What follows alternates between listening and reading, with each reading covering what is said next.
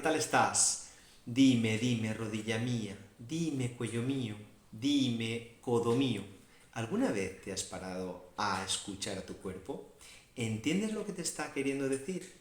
En este vídeo te voy a explicar la importancia de escuchar lo que nos está diciendo nuestro cuerpo a través de las sensaciones corporales.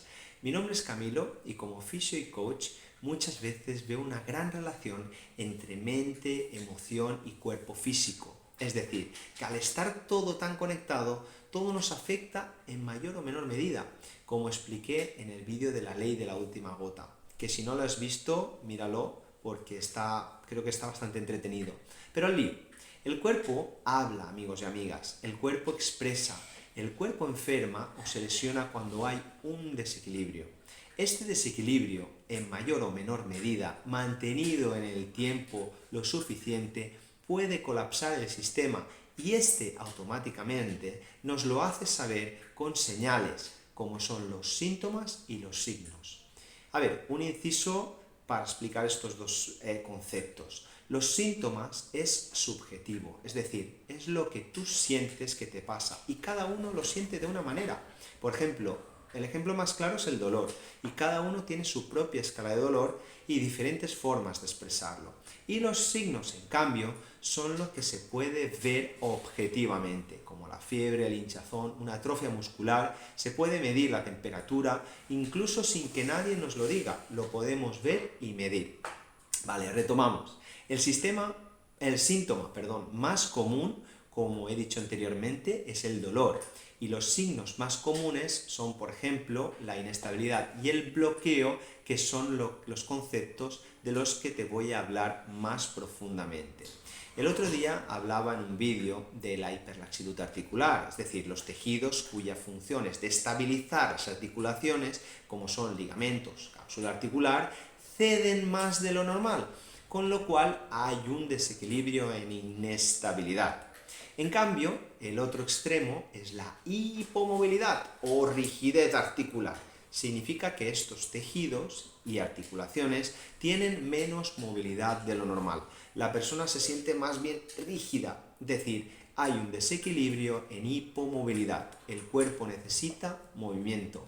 Necesita, como decía un profe mío, un poquito de samba, un poquito de meneíto. La idea es que nos quedemos con la copla de que estos pequeños mensajes del cuerpo nos dicen qué necesitamos. Por ejemplo, que sufro mucho de torceduras o esguinces de tobillo, pues tal vez tengo que plantear qué inestabilidad hay en mi vida. Puede ser falta de estabilidad en el tobillo, ¿cierto? Buscaré deportes que no tengan mucho riesgo y trabajaré la estabilidad. Lo que hablé, ¿no? Ejercicios de equilibrio, potenciación, pero también quizás me falta estabilidad en mi vida a nivel emocional, por ejemplo en el trabajo o con la pareja, o bien sufro de contracturas y rigidez a nivel lumbar y tal vez necesito trabajar la movilidad, salir a bailar o hacer yoga, o tal vez necesito ser menos exigente conmigo mismo y no sobrecargar tanto mi día a día. Son simples ejemplos para que reflexiones tranquilamente de la importancia de esta escucha activa. Y para ello, en mi opinión, la mejor herramienta es la meditación, que no es más que la observación de este instante. Se trata de observar ni más ni menos por ejemplo, un día si queréis puedo hablar más sobre esta herramienta, pues es la clave para mejorar o para visualizar nuestro estado de salud. Puedo observar mis pensamientos, mis emociones, mi cuerpo, si estoy, por ejemplo, tensando la mandíbula o el pulgar, o los trapecios allá arriba, o si continuamente me estoy rascando. Pero para ello es esencial tener momentos de... Eso es silencio, es la única manera de escucharme.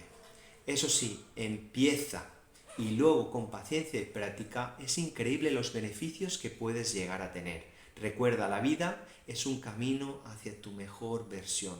Bueno, espero que te haya servido y por hoy me despido. Amigos y amigas, ser felices. Chao, chao.